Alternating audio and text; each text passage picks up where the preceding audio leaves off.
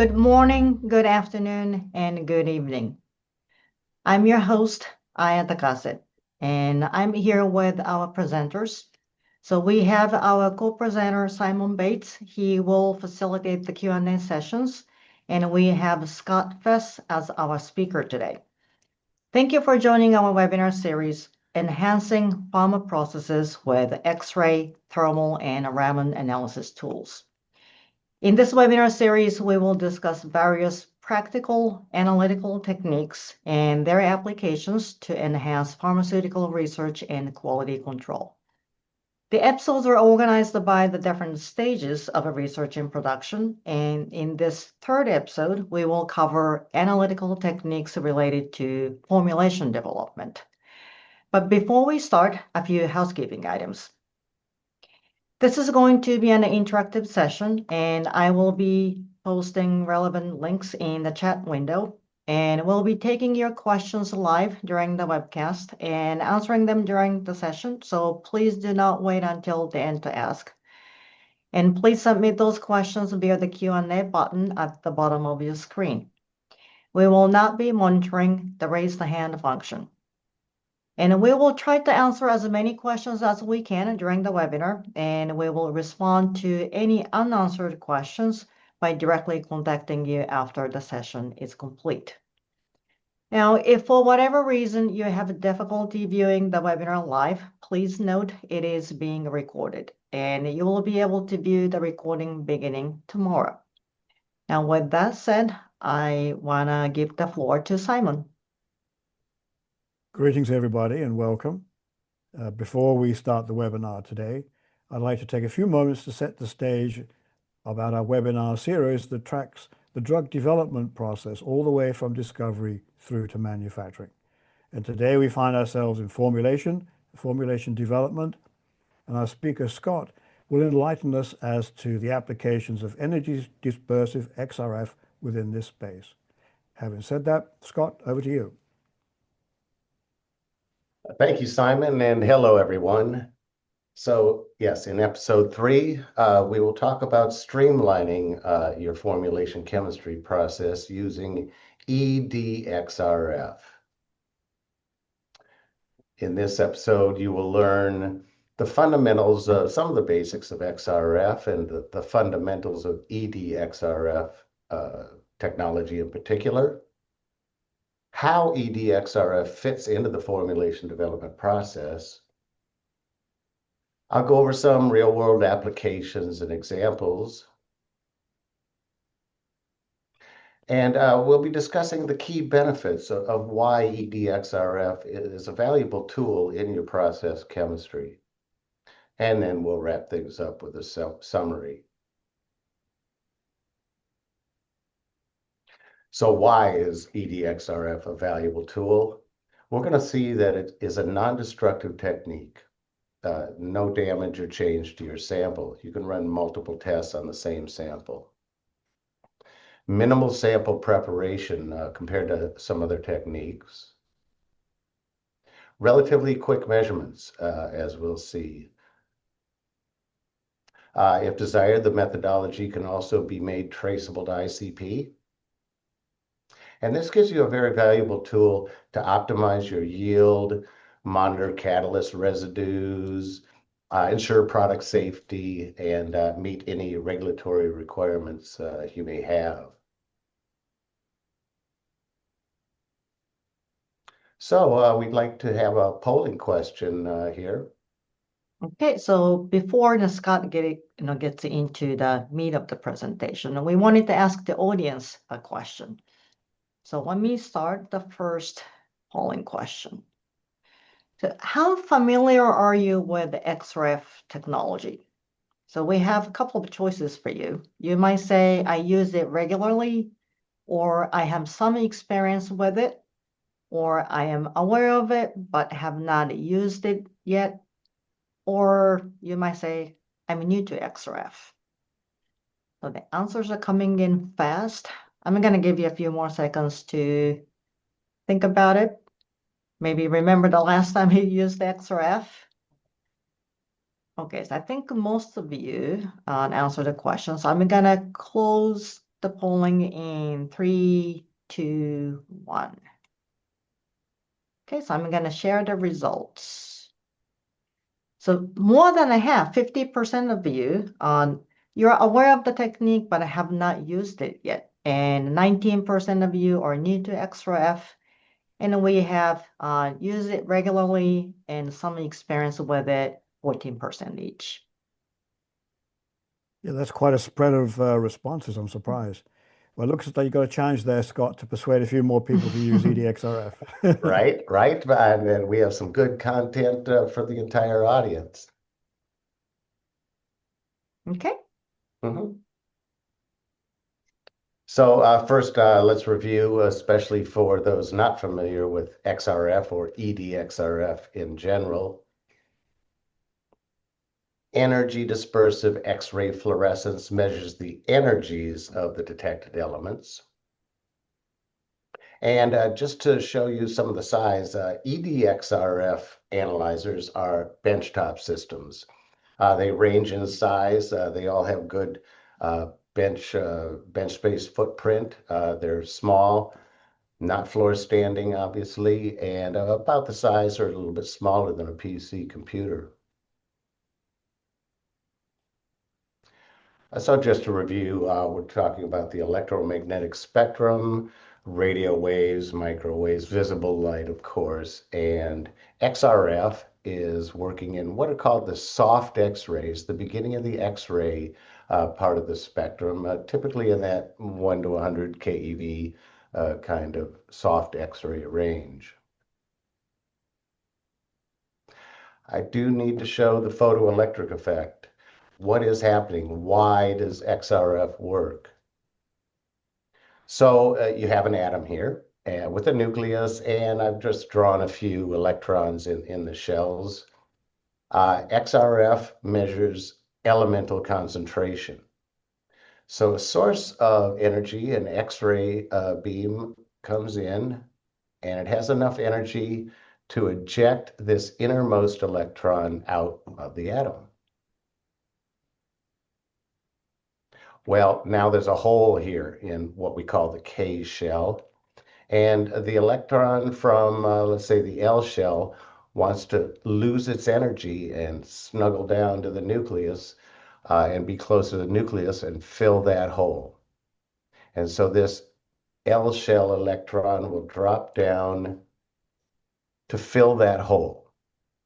Well, there was more energy up here for this electron. Now it's down here. That energy difference between the K and L shells comes off as a new X-ray. This is called the fluorescent X-ray, or oftentimes the characteristic X-ray, because it is unique to the element. So this energy difference is unique to the element. So if we detect the energy of this fluorescent X-ray, we know what element produced it. The more of these we collect, then that's related to concentration. Then there's a hole here. Electrons fall down. There's a hole here, and this is called the electron cascade. Eventually, a free electron out in the outer shell, there's a hole. It comes in and fills and restores the atom to original. Does no change to the atom, no change to the sample, and this is why the technique is non-destructive and does not damage the sample. And this is kind of a little diagram of this electron cascade. But we do need to just to briefly mention, because when we get to looking at spectra, the element peaks, how do we name them in XRF, or how are they called? Well, the transition might come from the L down to K, and we call that a K line. It might come from M down to K. We also call that a K line. And so we distinguish these peaks as K alpha and K beta. Then, of course, these holes will fill. And so we have the L alpha, L beta, L gamma peaks in a spectrum. And rarely you may see an M line But for our purposes, we look at, and in fact, all the data I'm going to show you is the K alpha, K beta, when we get to spectra here in a moment. I would like to touch on a brief review of the source, an X-ray tube. And what does X-ray tube power mean to your sample in particular for formulation chemistry? Well, briefly, an X-ray tube, there's a voltage applied to the anode. There's a filament that a current is applied to, electrons boil off and actually then start the fluorescent effect in the anode piece of metal and produce the source X-rays that go into starting the fluorescent effect or the photoelectric effect. So power is then the voltage times the current. But what does power mean, especially in EDXRF? Well, the more power, the more X-rays you generate. EDXRF is very low current, relatively low power. And so low current means low heat. Again, no damage or change to your sample.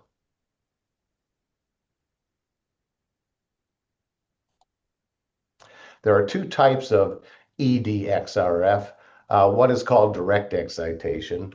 So as I mentioned, the source X-rays are coming out of the X-ray tube, and they may include some background X-rays. Okay, we call that bremsstrahlung, but background X-rays. And the source X-rays in direct excitation pass through a tube filter. The tube filter then filters out some of the source excitations, the background excitation, the background X-rays, and creates a little quiet spot for your elements while the rest of the X-rays pass through the filter to be the source of excitation. Your elements fluoresce, come back to a detector, which I'll talk about here shortly, and that is how direct excitation works. Now, the strengths of this direct excitation, let's say, is it's got a lower price point. And also it's the smaller units, as we saw earlier, more compact, smaller footprint.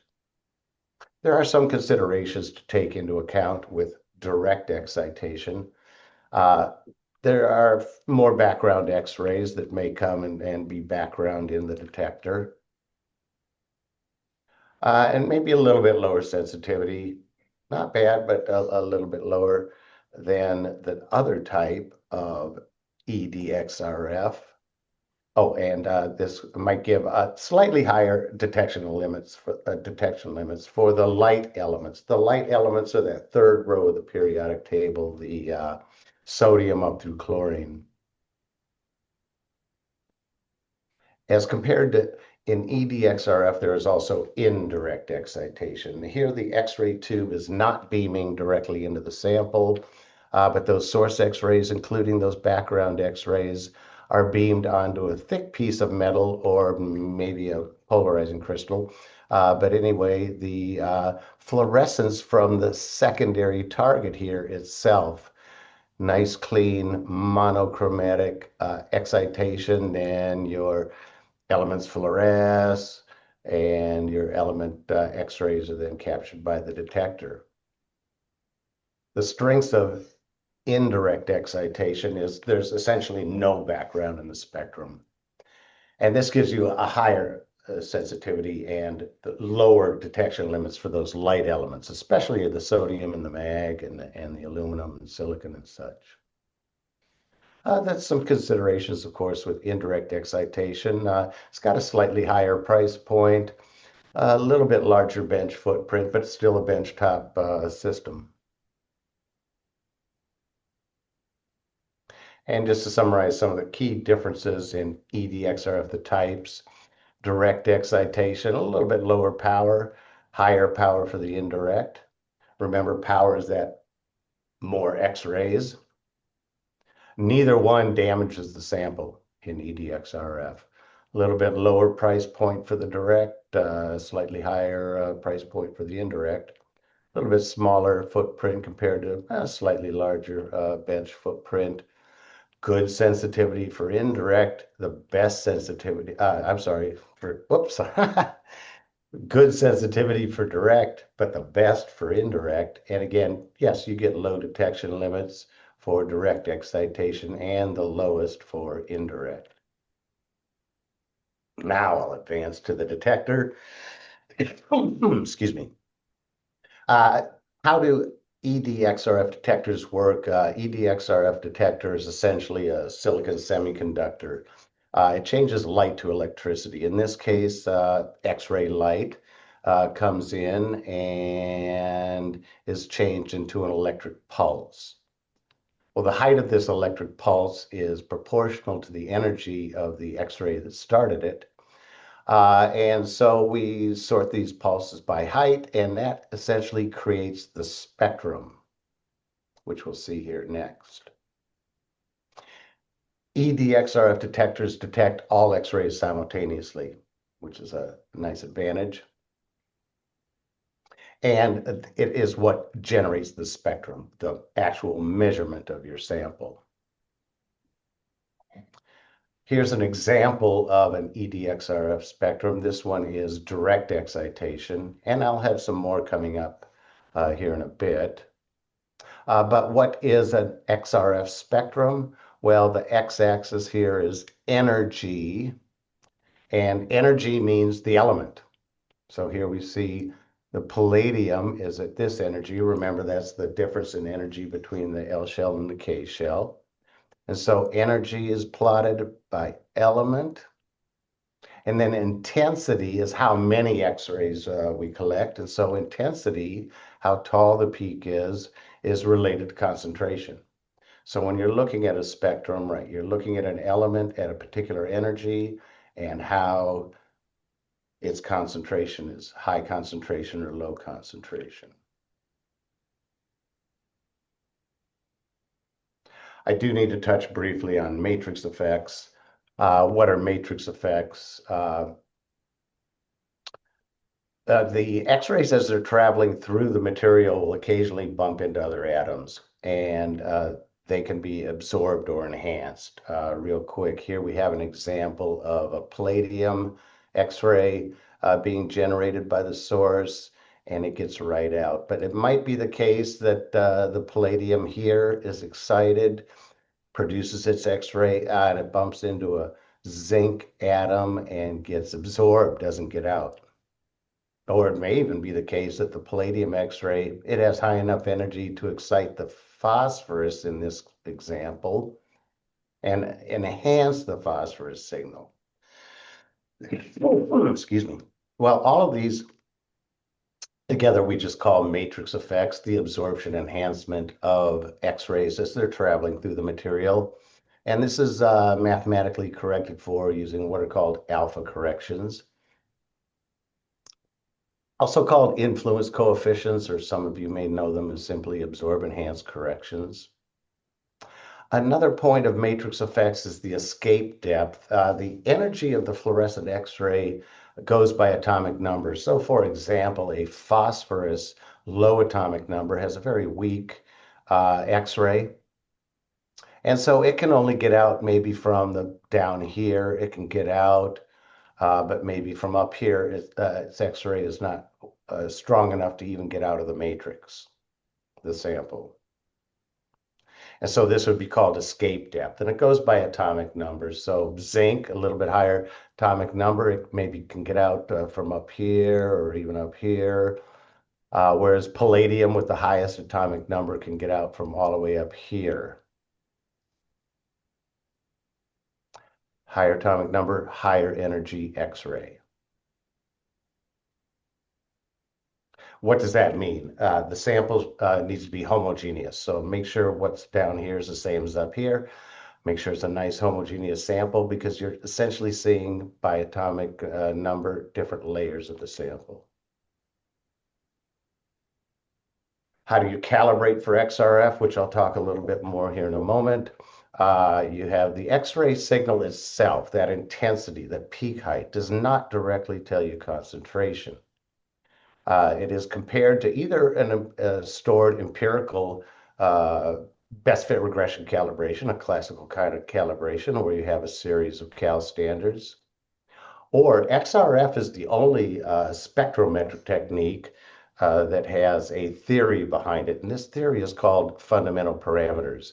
And so the methodology could compare the X-ray, the measured X-ray signal to theory without any reference material or anything and get a good estimation, which is good for screening of the concentration.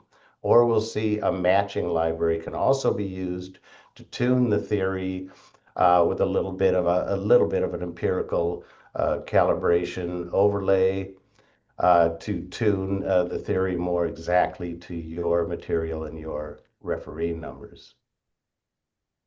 And finally, just to wrap up the basics, XRF in general, EDXRF in particular, you can measure any type of material with it, except not the gaseous form, of course, but powders, pellets, liquids, oils, metals and solids, polymers, plastics, filters, thin film.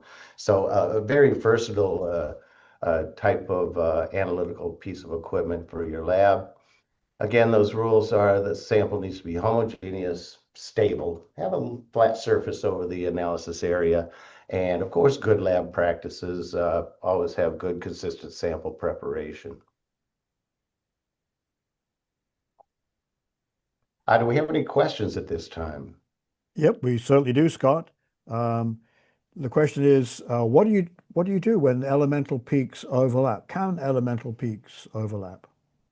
Yeah, in XRF, there's what's called resolution, how wide are the peaks? And in EDXRF, depending on the mixture of elements, there can be some peak overlap or spectral overlap. Well, this is deconvoluted or untangled mathematically in an empirical best fit regression calibration. It's just best fit regression constants correct for that. Another benefit of the fundamental parameters, though, in XRF is those overlaps deconvoluted by mathematical theory and Gaussian techniques. So it's kind of automatic. That's great. Thank you, Scott. That's it for now. So let's see how EDXRF fits in the formulation development process. Oh. So it's these kinds of applications in your mixing, optimizing your reactions. A catalyst and catalyst recovery, catalyst residue is probably one of the main uses. We'll also talk about a little bit increasing your yield and the salt, some of the maybe active ingredients. So I am going to show some applications on monitoring your catalyst residue. I'm going to show palladium. I'm also going to show an example of heavy metal screening, with particular in the cadmium that I think you'll find interesting. And I'll give an example of content uniformity across tablets.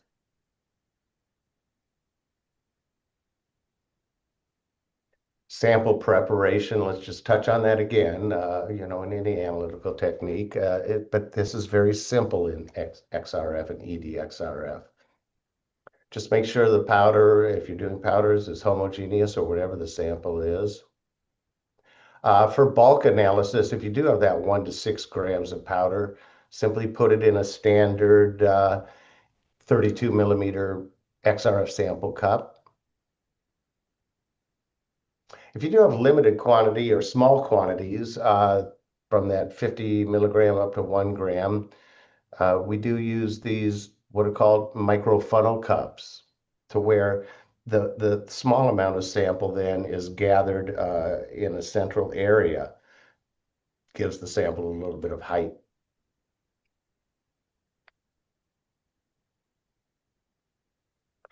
Here's an example of how I present and prepare samples. This is an example of a sample tray and an auto sampler in EDXRF, where you can do batch analysis. Here I have 10 tablets in the micro funnel cups. And then I do put the Teflon cap cover over the samples, and that makes sure there's no excess X-ray shine coming from the lid to interfere with your analysis. Gives you a good, clean analysis. And just to review real quick, that empirical best fit regression, yes, you can build a calibration where you have a suite of calibration standards, which are samples with known concentrations. Typically, you want them matrix matched to your actual material, meaning the same material that your unknowns are used for calibration. And in this way, you teach the analyzer the relationship between intensity and concentration. Here's a short little example, calibrated with 5 calibration standards of different concentrations. So you teach at the given concentration versus that measured X-ray intensity. This particular example used 5 standards with known palladium content. You can make them yourself, or these kind of standards are available commercially. And it's the most accurate for a single, say, single formulation.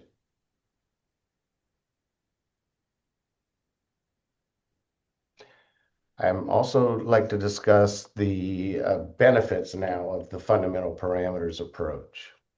This is where you're comparing the signal to the theory. Maybe you have a matching library to tune it to your material and your ICP. Here, there are no standards are required. So you can get a standardless semi-quant, we call it, good estimation of concentration. And this is great for screening with no calibration standards. And this is, FP is very good for multiple formulations as well. You can kind of capture multiple different kinds of material within FP because a lot of the response between concentration and intensity is characterized by the theory or the mathematics of XRF. Here's a little example I used to generate some of the data I'm about to show you of a palladium matching library. A matching library here is kind of an empirical adjustment from that theoretical intensity that the fundamental parameters starts with. It deconvolutes all the peaks and gets net intensities for each element. And then it compares it, makes a little empirical comparison to the actual measured intensity and defined by a known concentration. In this particular one, I made 1,000 ppm as the definition of concentration. Now, the FP method alone is okay, but it can be better with this matching library that optimizes the FP theory fundamental parameters.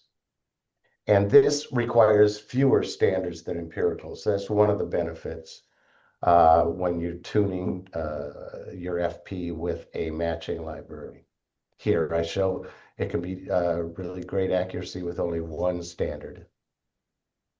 It is that empirical adjustment in intensity to really tune your XRF to match your ICP values and your actual material. Measurements in EDXRF are short, relatively short, let's say, usually 100 seconds to up to 10 minutes per sample. Hey, it depends on what your application is. But this gives you more real-time feedback, faster feedback in your chemistry and in your daily work. As we were saying, this is non-destructive and does not damage. Do we Yes, have any more questions? Yes. we certainly do, Scott. The question is, bear with me while I read this. Are the microfunnel cups shown the only presentation technique available for small amounts of samples? No, those are the ones I use and use here at Rigaku. There are other commercially available styles that are similar. Uh, uh, there are, for example, what are called microboards, which is a little insert into a normal sample cup, but they all share the feature of that kind of central small spot well for a small amount of sample. Yeah, we have another question come in. Mm, I think we have enough time to take that Yeah. one. What op Oh, it's gone. Oh, no, here it is. Oh, It came back again, sorry. yeah. What optics technique are you using here? Like scattering or diffraction? I'm not quite sure I understand what. Yeah, I agree. It's a little bit a difficult question to answer. In fact, you're not really using scattering or diffraction at all. Fluorescence is something completely different. Not really. Now, right, maybe a diffraction or scattering might be used in something like XRD, X-ray diffraction, and that looks more like molecules.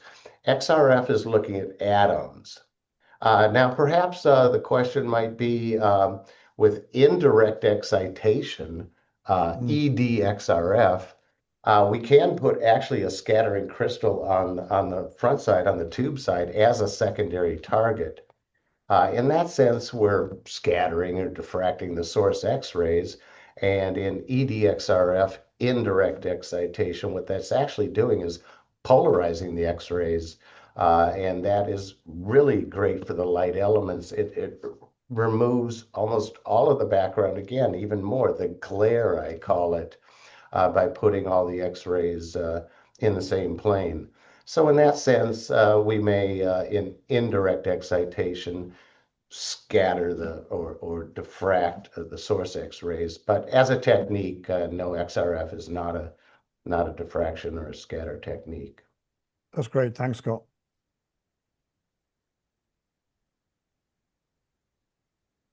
And another polling question. Okay, so now it's our turn to ask a question. This is polling question number 2. Okay. So the next question we have for the audience is, what analytical techniques do you currently use in your formulation development work?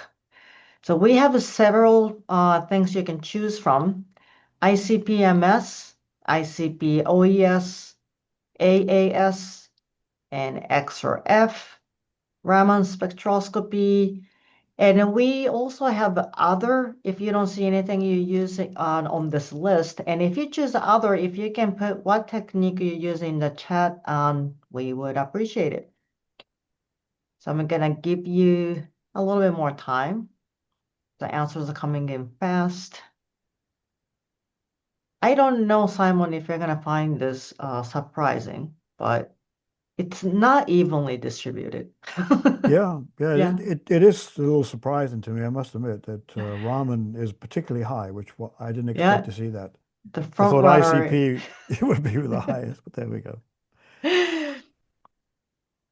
Okay, so I'm gonna give you a few more seconds, and then I'm gonna close it in 3, 2, 1. End the poll and share the results. Wow. So Raman spectroscopy, 63%. That was the majority. And number 2 is ICP-MS, 38%. And who is number 3? XRF, 25%. And then we have a Yeah, few percent of ICP, OES, AAS, and other. yeah, as I said, I'm really surprised to see Raman spectroscopy so commonly used and not ICP. But at least some people are using XRF, which is good news.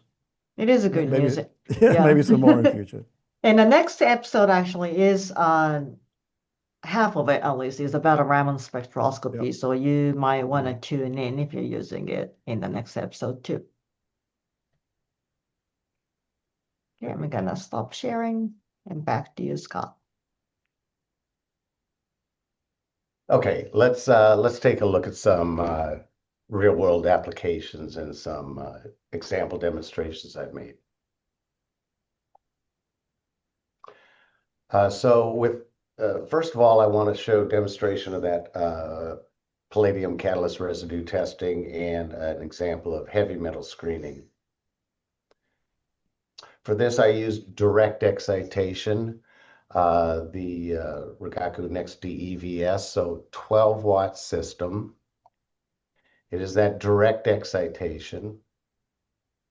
The DEVS has then small spot collimators. You can bring the beam down to 10 6 or 3 millimeter, if you want to concentrate the beam on some of that small amount of sample in the funnel cups. And so first I'm showing measurements of the palladium residue. Now in this, I did all segments. So when you take a measurement in EDXRF, you actually get 3 segments, 3 different conditions or settings, we call them. One for the low energies, the middle energies, and then the high energies. And this is one measurement. And so here I start with the low energy settings to look at the trace chlorine if you want. So here we see the spectrum. Energy means where the element is. That's chlorine. The higher it is, and this is very low, so we see it's trace chlorine. This part of the measurement of the sample is the middle energies, in case you want to check any trace levels of iron or maybe bromine. Here we see that quiet spot in the background I was talking about earlier with direct excitation and filters. And then here's the measurement of the high energy of this sample, of this measurement, showing the palladium. Now you could just measure the palladium in this case and not the other 2 segments, and that'll also dramatically shorten your measurement time.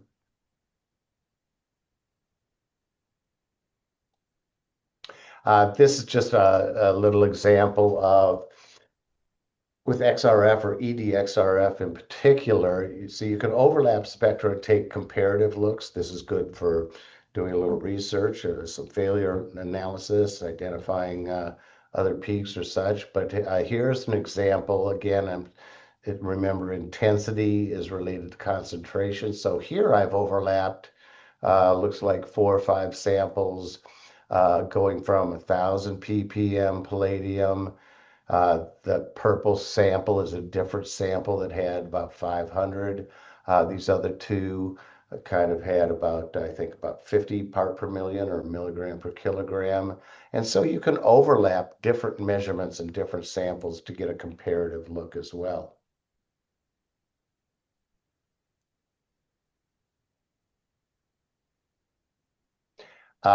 This example was 1,000 down to 50 ppm, but we'll see with detection limits here coming up that you can measure the catalyst residue down to less than 2 ppm with direct or indirect EDXRF. So here's an actual sample I measured, showing the palladium content, and also I show the results for some of the trace elements, the phos, chlorine, iron, and the bromine. This kind of report, what we look at is the result. The statistical error would be the precision, the plus minus precision, and then the limit of detection for each element. And so we key on the palladium, of course. That's your catalyst you're watching. And this palladium was tuned with that matching library. And so in comparison to the ICP value, we see very good agreement between the direct excitation, EDXRF, and the ICP. And this is what I mean by that matching library idea tunes your material, tunes the XRF to your material, to your ICP, or whatever your referee values are. So it gives you a good quality and confidence in your data.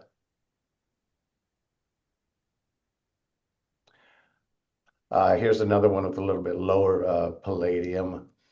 Again, we see that nice comparison to ICP using that fundamental parameters and matching library idea. And again, we're seeing the trace elements. This one didn't have any phos. This one had a couple ppm of iron. In the trace elements, you don't have to measure these, but again, because EDXRF is detecting everything at once, you can include all the other trace elements in your methodology if desired.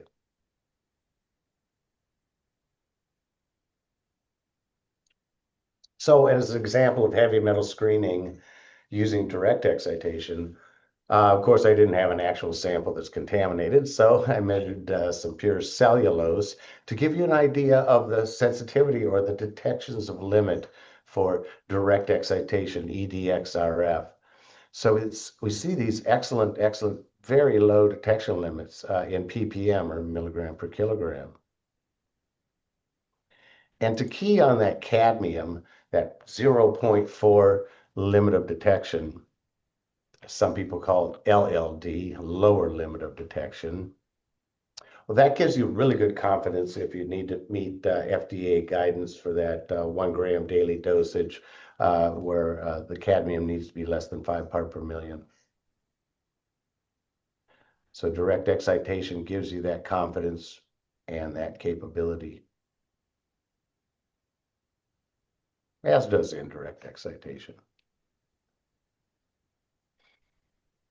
Now, I do want to give it a demonstration of just basic instrument precision or instrument repeatability and content uniform testing.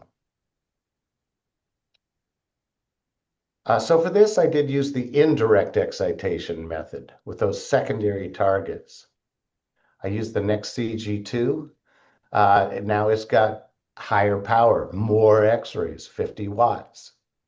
Indirect excitation, and I do use a helium purge in this method. I'm looking at diphenhydramine HCl. I'm looking at the chlorine and the excipients. And also I'll show an example of looking at an over-the-counter iron supplement, ferrous sulfate. And also within one method, you can look at the key element and the expedients. So again, let's go through the segments of, so this is the first segment of the sample measurement.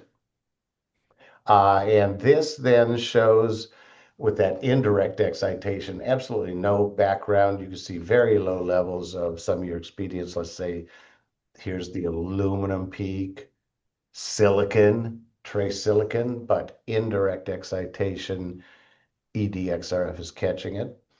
Phos, sulfur, and then of course the active ingredient, elemental chlorine. Remember XRF or EDXRF is measuring the element.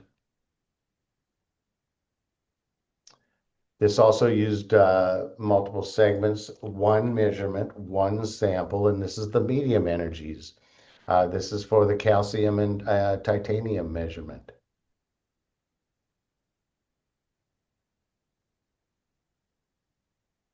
And so here's an example of instrument precision or measurement precision. How precise is the measurement? So here I measured one tablet, 10 repeat analyses without moving the tablet. And this is a test of the measurement precision or the instrument precision.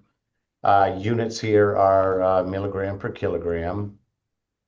And I did use that 600-second, 10-minute analysis for the entire sample.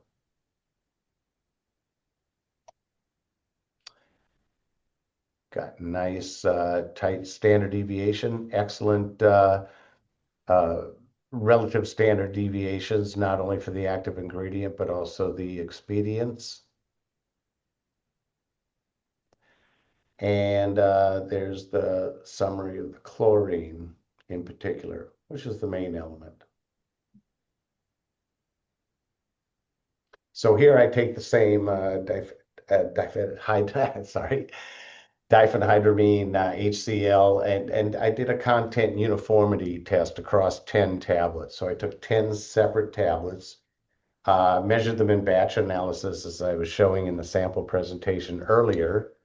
And here we see the result of each of the 10, along with the excipients.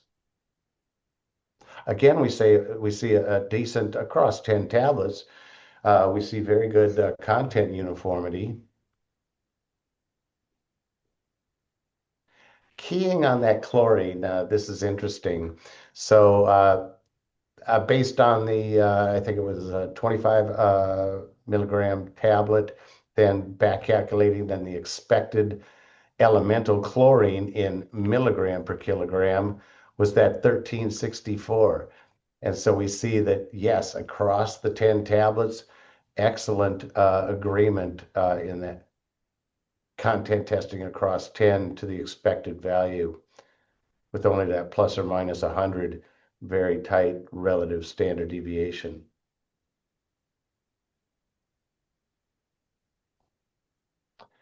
Now I do have, now I'm showing the example of the iron supplement, the ferrous sulfate. And again, I'll quickly show each segment. The first measurement segment for that sample. Now we have the mag in the sample, so we use that secondary target to really hone in on the mag. Light element, get your best detection limits, flat, no background. Here's that low energy settings. Look at your aluminum, silicon, phos, sulfur, chlorine. And then for the measurement of iron and then the calcium and titanium, we use the middle energy settings. So 3 segments make 1 analysis. And the results also here, very tight, very, very sharp measurement precision or instrument precision.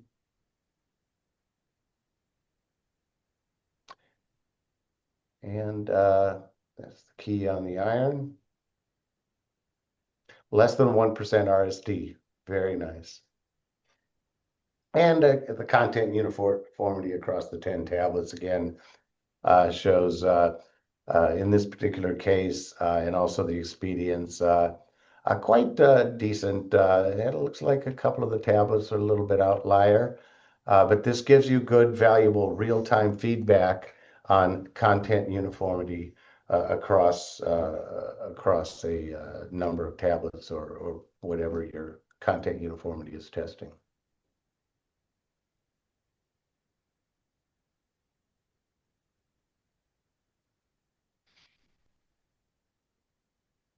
So we'll kind of start to wind things down. And so remember these key benefits of EDXRF in your process chemistry work.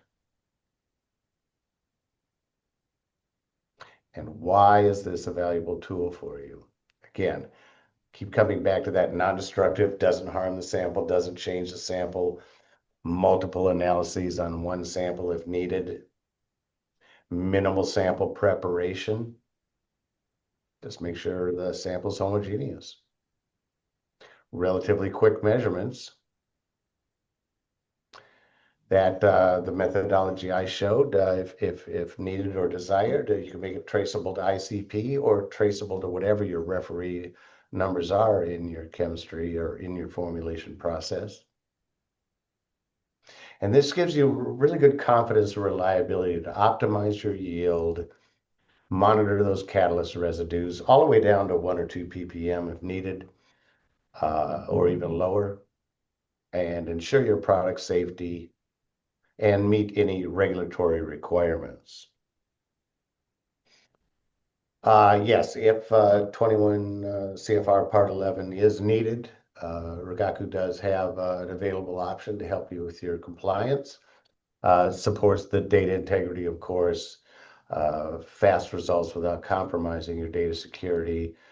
Systems can be configured to support your needs. So it's a very flexible package, and it meets all the requirements of 21 CFR Part 11.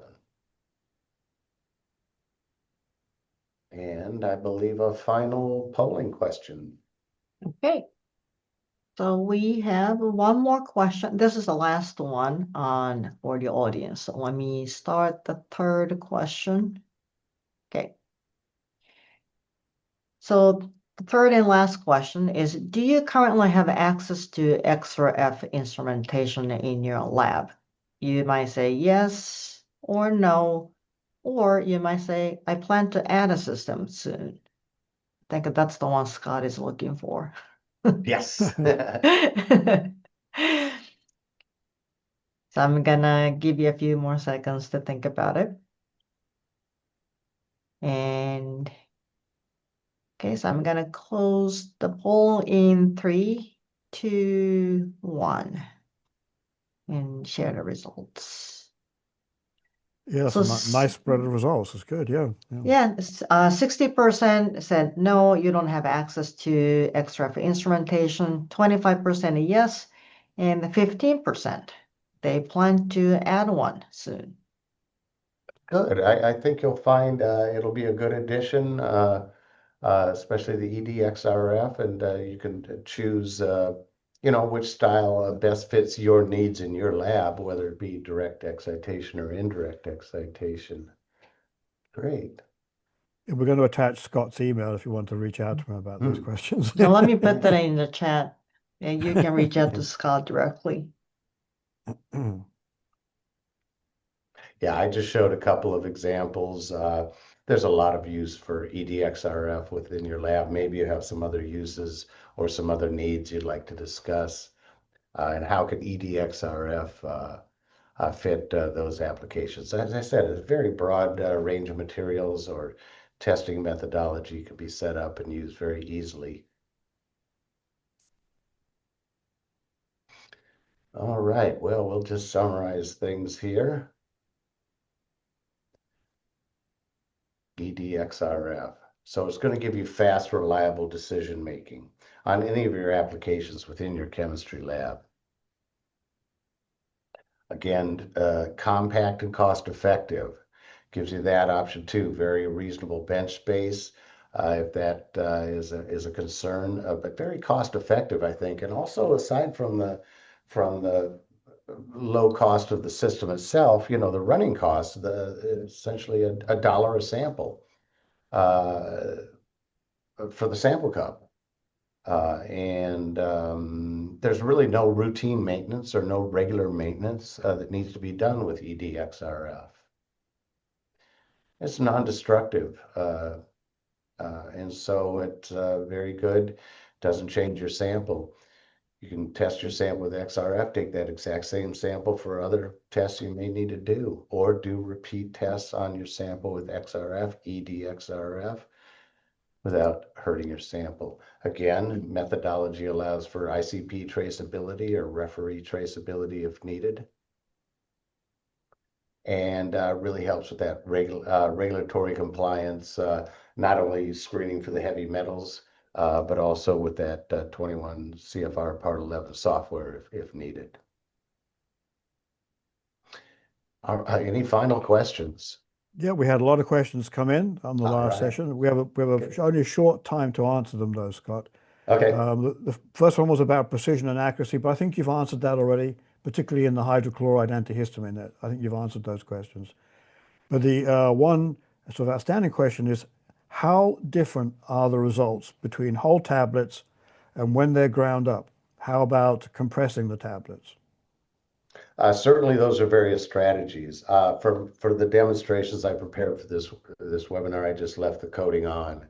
But certainly, there are many strategies of stripping the coating off or grinding the tablet into a powder. And if any of the people want to reach out afterwards that have those kinds of needs or wish to discuss those kind of strategies more, I'd be happy to discuss various ways to make those tests.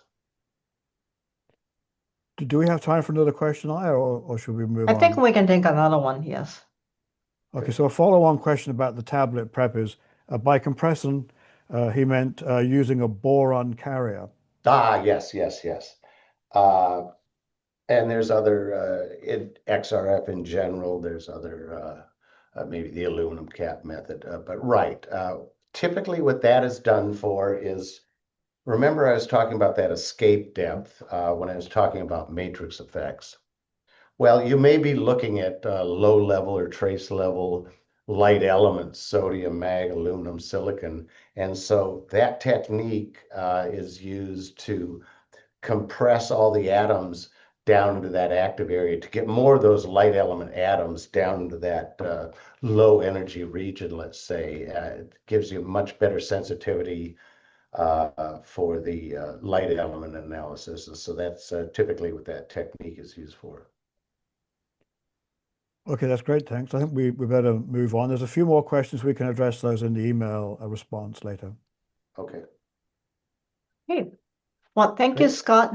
If you have any more questions, for him, I put his email address in the chat so you can directly email him. And as I said earlier, a recording of the webinar will be available tomorrow, and an email will go out to all registrants with a link to the recording page. And links to the resources I mentioned today in the chat, they will also be shared on that page. And please don't forget to register for the next episode. Let me put a link to the registration page in the chat. Here we go. Okay. The next episode covers, this is the last one, and we will cover manufacturing and QC. And we'll discuss X-ray, CT, and Raman spectroscopy. Seems to be a popular method in this audience. Again, the registration page, a link is in the chat, so please don't forget to register. And thank you for joining us again today, and we hope to see you at the next episode. Thank you. Yep. Bye for now. Bye Bye. for now. Bye-bye.